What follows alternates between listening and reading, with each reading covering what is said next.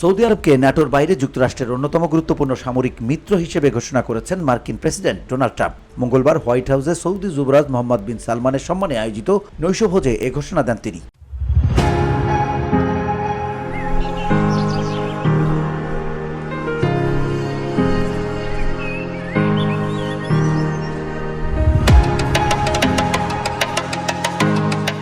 এমন খবর প্রকাশ করেছে আল জাজিরা।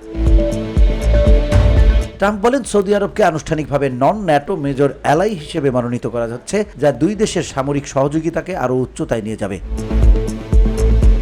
যুক্তরাষ্ট্র এখন পর্যন্ত মাত্র 19টি দেশকে এই মর্যাদা দিয়েছে। তিনি জানান, বিষয়টি অনুষ্ঠান পর্যন্ত গোপন রাখা হয়েছিল সৌদি অনুরোধে। ট্রাম্প আরও বলেন, গাজায় শান্তি প্রতিষ্ঠার লক্ষ্যে যে পরিষদ গঠিত হবে, যুবরাজ মোহাম্মদ বিন সালমান তাতে ভূমিকা রাখবেন। ট্রাম্প নিজেই ওই পরিষদের চেয়ারম্যান হবেন বলে আগে জানিয়েছিলেন। এর আগে যুবরাজ বৈঠকের জন্য যুক্তরাষ্ট্রে পৌঁছান। বৈঠকে সামরিক সহযোগিতা, পারমাণবিক প্রযুক্তি, কৃত্রিম বুদ্ধিমত্তা এবং যুক্তরাষ্ট্রে সৌদি বিনিয়োগ বৃদ্ধির আলোচনা হয়। যুবরাজ জানান, যুক্তরাষ্ট্রে সৌদি বিনিয়োগ $60,000 কোটি থেকে বাড়িয়ে $1 লাখ কোটি করার পরিকল্পনা রয়েছে। VOD Bangla news desk.